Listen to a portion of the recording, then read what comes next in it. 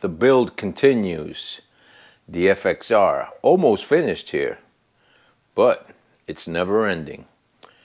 So, what do I have to do?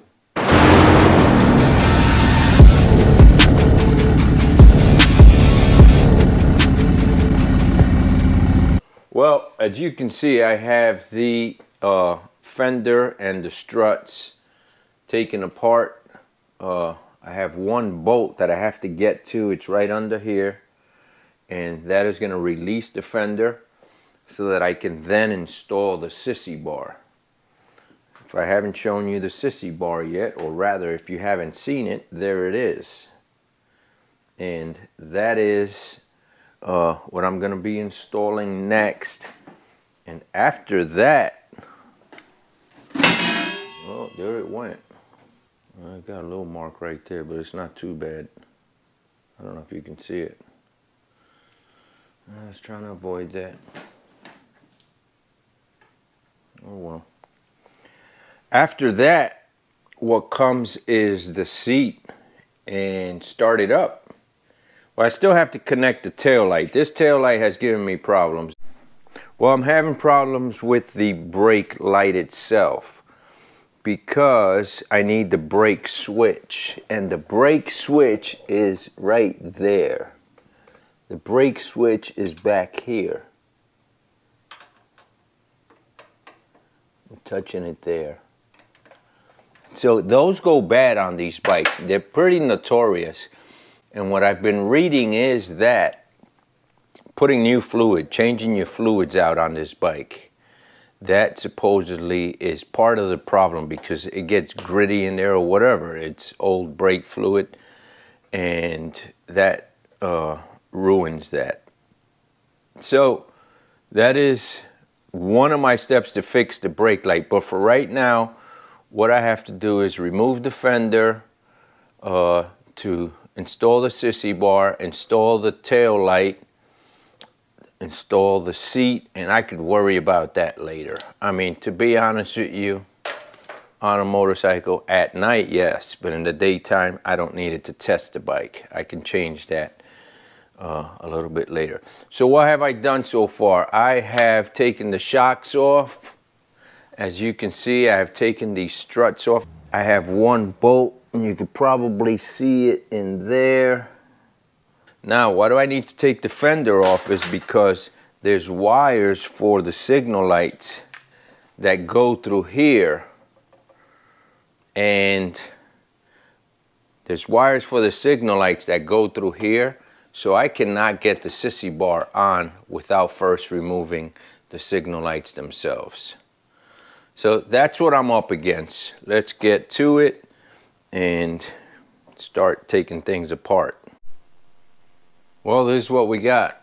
Took the whole fender off to be able to put that sissy bar on, because the main problem was those signal light wires.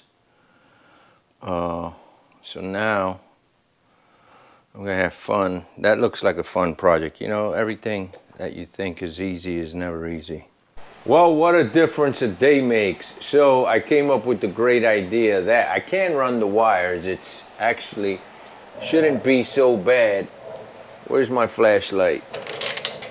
What I'm gonna do, because it doesn't have the shocks, is it occurred to me that I can lift the tail end of the bike up pretty high and get my hand in there pretty easy. Route the wires where they need to go. As you can see, I have two jacks. So if I raise this back one here, it is going to lift the bike up, which will give me some clearance over here. So that's what I'm gonna do now. This bolt here, you know, the craziest thing happened today. So I went to a motorcycle shop that I go to, and I was looking for this bolt, because this bolt now, because of the sissy bar, this bolt is a bit short. So I go to the shop, and the guy tells me, no, we don't have those bolts. He says, you could try the auto parts store up the block. So I go up the block, and I ask the guy behind the parts counter for that bolt in chrome or stainless, and he tells me that they don't have it. So I went to the Harley dealer. I give the guy at the Harley dealer this bolt, and I tell him, what is it for? And I tell them what it's for, and they're like, no, that bolt is obsolete. Harley doesn't offer that bolt any longer. So I said, you think you got anything back there that you can match? Come on, man, you guys got, you know, 1,000 bolts back there, 1,000,000 bolts, whatever. So luckily, he was slow at the counter on a Friday. So he says, I gotta go in the back. He goes, everything's in a little envelope. I gotta look through a bunch of little envelopes. So I give him this with the nut. He comes back 2 minutes later, he goes, I dropped the freaking nut in a place where I can't get to it. So he comes back, he was frazzled. I actually didn't even get mad. I'm like, and the thing is, it's what's called a half nut because it's flat. It's not that thickness. It's half of that, or actually it's probably, I don't know, 2/3 of that, because it goes between the fender and the tire. So he went back there again and he spent about 5 minutes, comes back out, he says, no luck, bud. He goes, and I lost your nut. So I went online, I ordered the nut. The good thing is the signal lights hold this piece, the shock holds this piece of the fender, the signal light holds this piece of the fender, and that bolt that I'm missing is the one for here. As long as I have these other two for now, I should get this bolt. I actually ordered it from Amazon. It took me a minute to find, but I got one. It's not chrome, it's gonna be stainless, but that's fine. It's polished stainless. That'll do the trick. I got this polished stainless. That's not polished stainless, that's raw stainless. But it's gonna match, so I'm not so concerned. So I'm gonna raise the bike up now with my little car jack that I have here.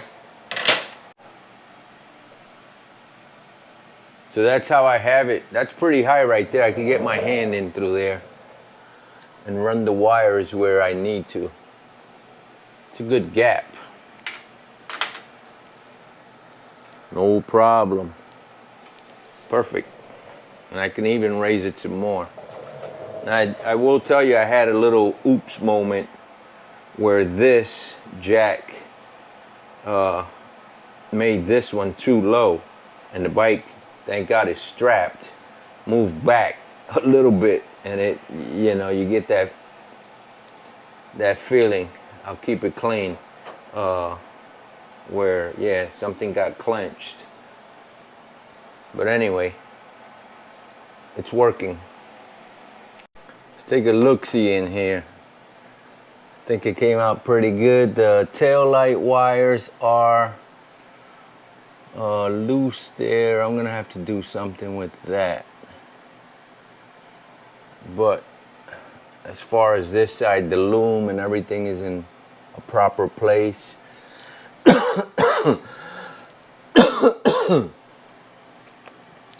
So it's looking good.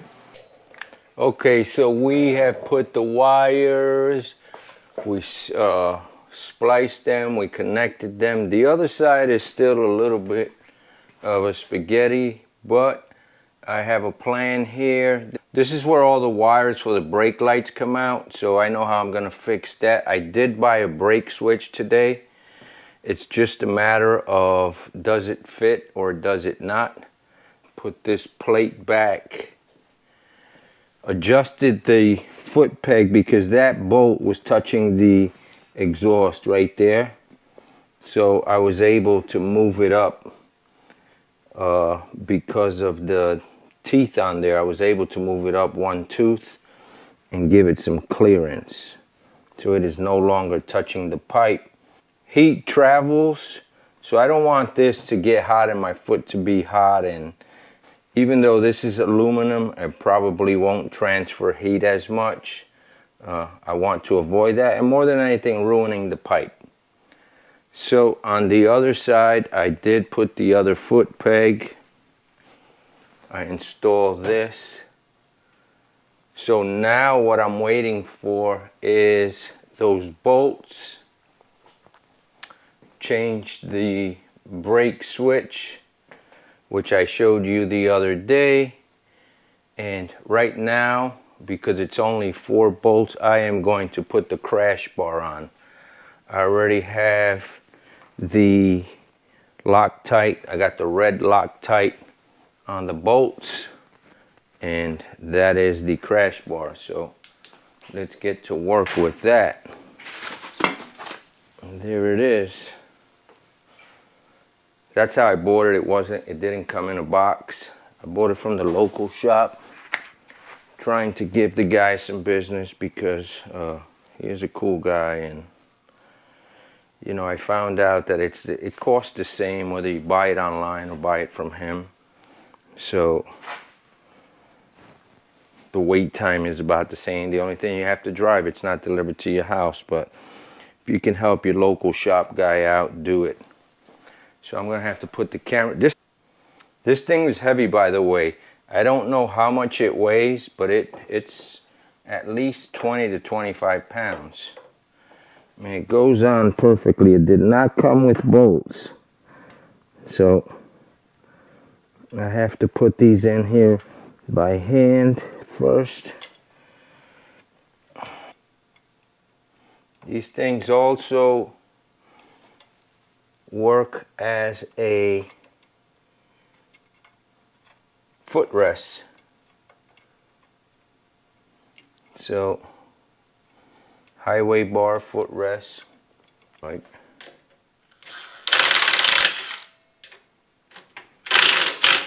go ahead and scratch it.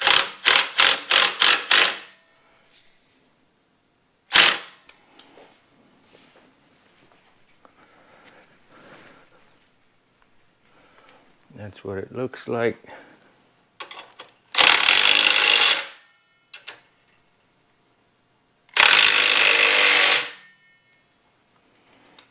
That was an easy bolt-on thing. So now it's got a whole new vibe. Yeah, I'm gonna torque it down some. Those are heavy-duty bolts, but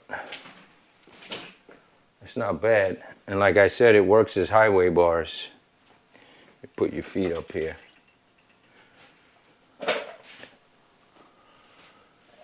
And I think with that setup, because with the other bars and well, obviously with the forward controls, you were not going to throw your feet up there, but with the other bars, it was impossible because you were hunched forward. The other bars made you lean forward to grab them. They were drag bars. And these, you're more upright. You can throw your feet up, lean back a little bit even. So yeah, that's a nice addition. It saves the bike if you drop it. So cool. I'm gonna bolt that down now. And I think that's it for tonight, so we'll hit it again. So what do I have yet? I have the wiring of the tail light. I have the signal lights to tighten. I need to tighten all this up. Things are coming along. I did a lot today with all those wires. Put side covers here. Running out of things to do. Let's get a stance look again. I'm into that stance.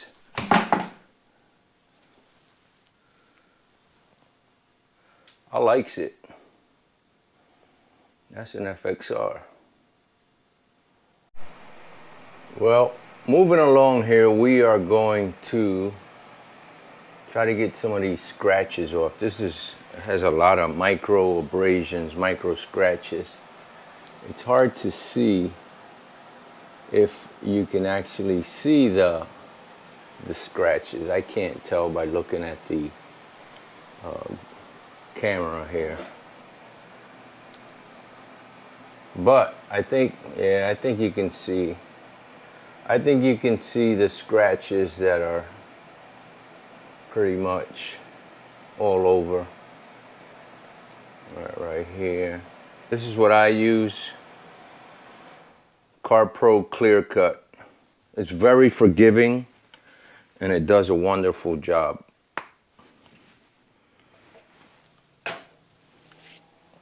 That's what you start with. So we're going to do this panel right here. And we're going to start off on low and work our way up. We're going to do this one small piece. Now, this is an orbital buffer with a 6-speed. We're going to start off on 1.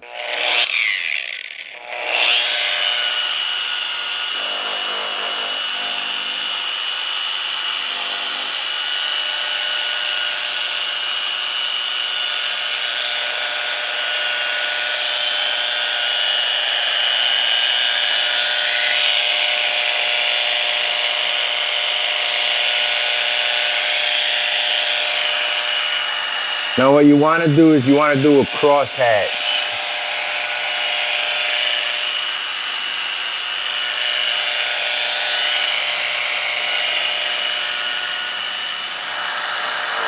Minimal pressure. Let the pad do the work.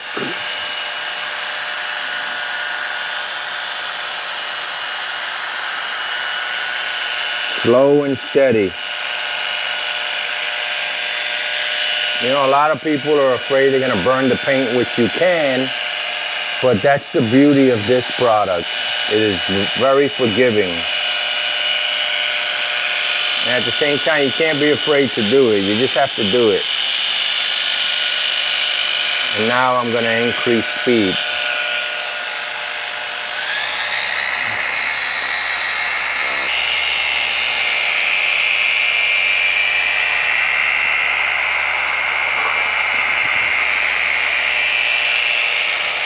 This is not the kind of stuff you want to do out in the sun.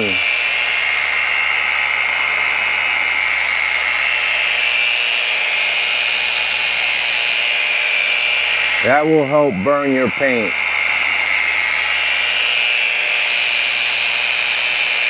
It's not too hot in here. I can see the difference already. This paint is not very old. It's just been mistreated. Somebody will wipe it down with dirt. A dirty tank. Oh yeah, look at that. World of difference. The micro scratches are gone.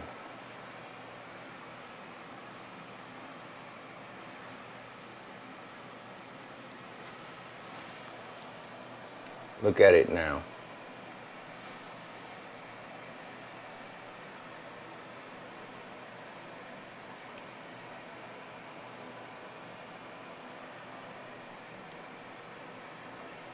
I could still give it another hand. I do see some, but it is a world of difference from what it was.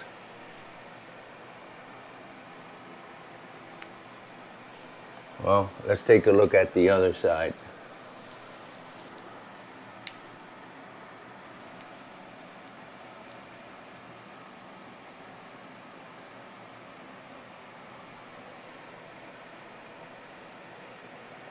So I have front fender, rear fender, and the whole tank to do, which isn't really that bad. If you have to do a car, that's a lot of work. You can see, I can see right here, there's two differences.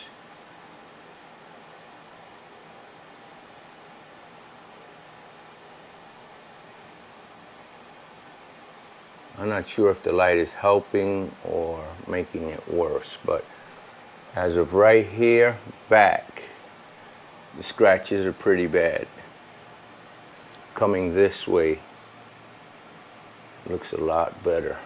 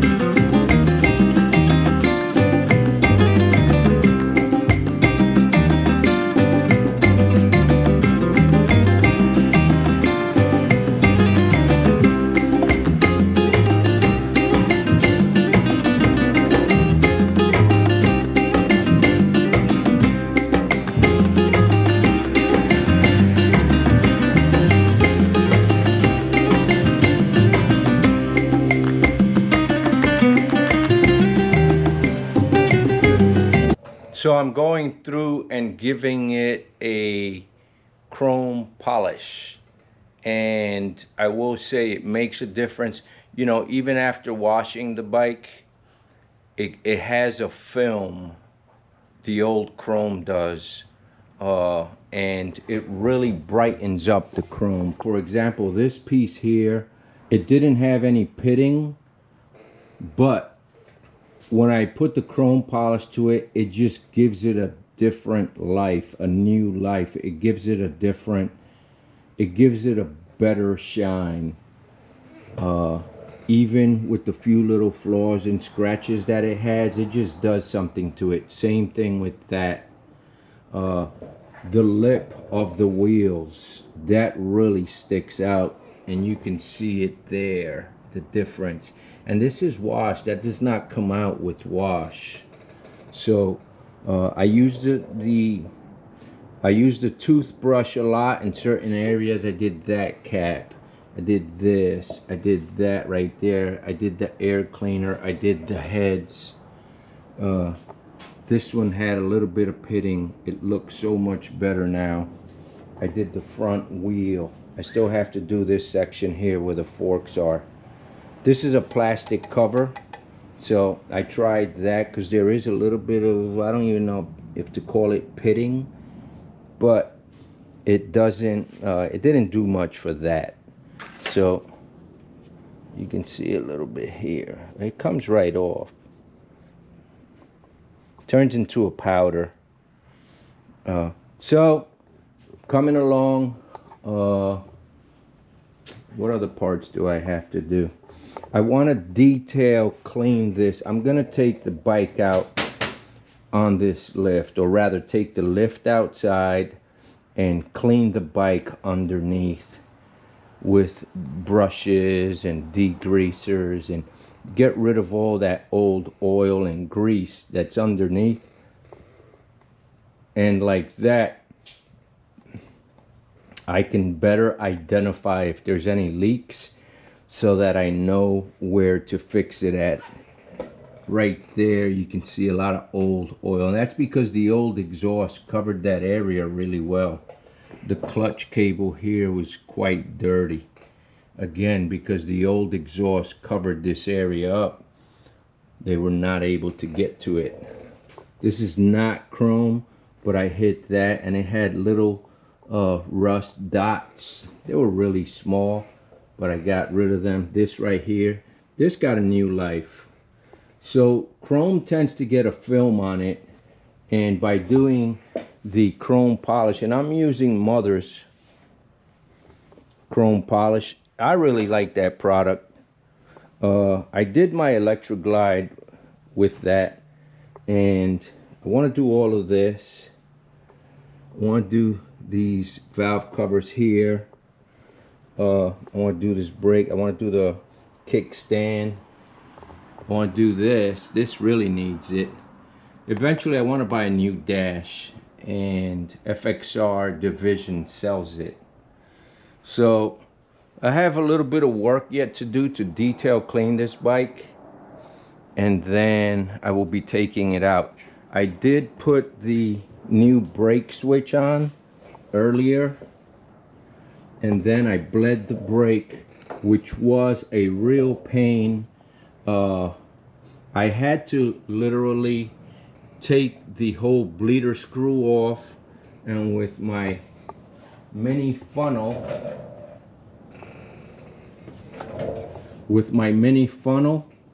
I filled up the caliper. It made a little bit of a mess, but it was well worth it because I was pumping the brake for days. And I even have this hydraulic bleeder here, and this was not doing the job. So what did the trick was I took the bleeder screw off, filled up the caliper with it, and capped it back up, pumped it a few times, and now it's working. So you can see here the difference, how gooky that looks compared to that. That looks really nice. So progress is being made. We are getting there. This is the final piece, is detailing the bike. So she's gonna look good as well as perform with all these parts.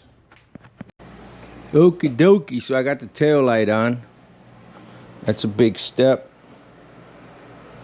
Pretty solid. Waiting on these bolts to come in. Should be here tomorrow. And then I have to figure out this spaghetti. That'll be next. So one day at a time here. Not sure if you saw the rat's nest I had here, but I cleaned up, I buttoned it up. Alright, so I have this little gizmo right here, and I'm doing the frame with it. And I'm not sure if you can tell the difference, but let me show you. So I've done this, and I haven't done the top tube. I think you can see the difference. I'll finish that off because it does look a little bit swirly, but that's nothing that can't be fixed. I'm going to work on this piece right now, so I'll let you see that.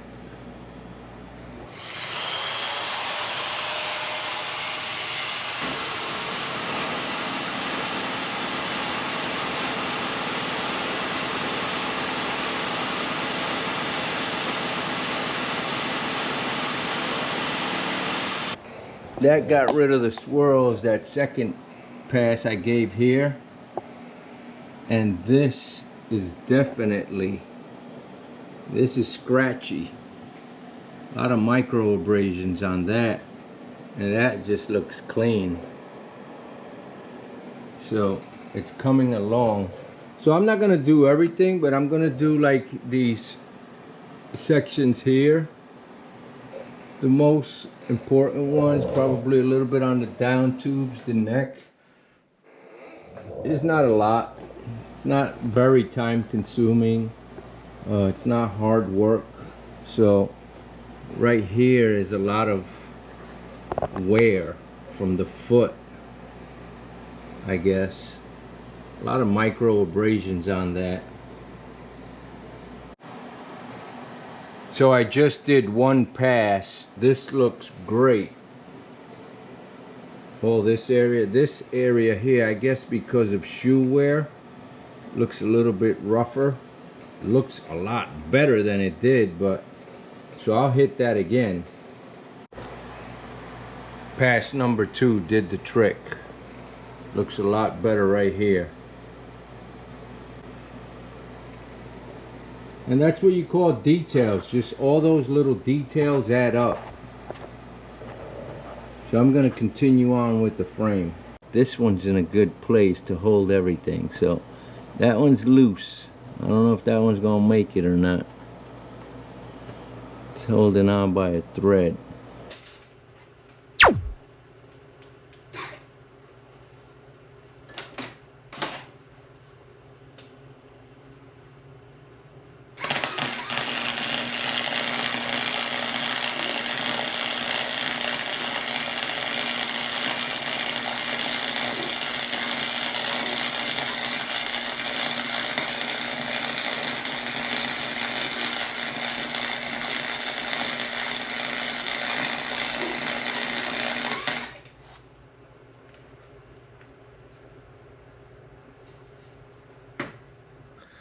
Well, I'm not sure if you can tell, but it's been a long day. But I completed everything that I set out to do. I got the shocks back in.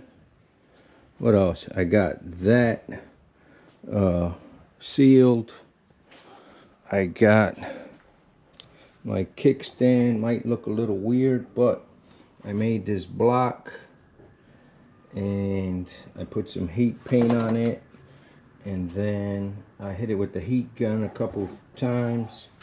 So that is not beautiful, but it serves a purpose. I did a phone mount where it's gonna mount right here, and you're just gonna have to wait to see that. It's gonna mount right above the clamps, the bar clamps. What else did I do? that's it. So this here has one bar there, and then a flat bar and a square bar, and that's gonna be my kickstand riser. I tried to drill a hole, it didn't take. I polished the frame, finished polishing the frame, so everything is done. Not sure if you caught that back tire, woo woo, needs some help, but it's getting there. So that'll be the next project. So I have to torque down the headlight. The headlight on these bikes, I notice everybody has them crooked. When you put them on, the lines don't line up, and mine's didn't either, but good thing I have it on the lift and it's nice and straight, so I was able to put it properly. What else? I think that's it. I'm not sure if you guys noticed, I put my FXR division decal on there. I think it sets it off. Yeah, what are you gonna do? So tomorrow is the day. Tomorrow, put some gas in it. The battery is fully charged. I had it on a trickle charger overnight, so tomorrow is the day. I do have to polish that back wheel. I might do that here in a little bit. I think my wife could tell I'm really tired because she ordered out. Yeah, I have to do this portion here yet, which isn't a big deal, and probably a little piece on this side. No, it's just this side here. I have to do a little piece, and I can tell exactly where it's at. It's right here, so I have to polish that. She needs a wash. She has a lot of dust from chrome polish and compound. It looks nice from the side, and yesterday I polished it with some chrome polish and a toothbrush in there. Got rid of the rust spots.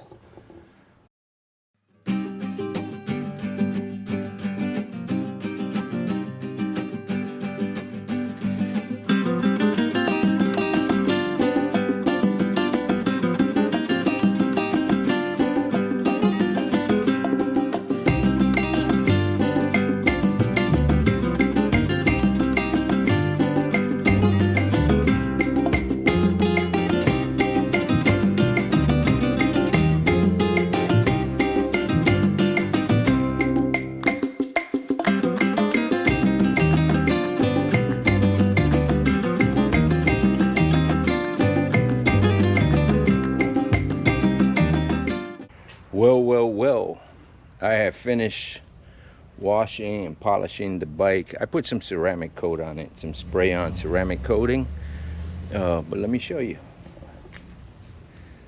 So now all we need is the seat, which is what's gonna set it off,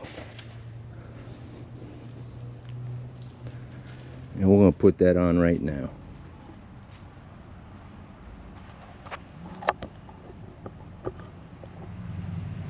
Well, my people, it seems we've come to the end of this video. On the very next video, I will be installing the seat as well as getting this bike running. Thank you for hanging in there with this build. We're down to the wire now.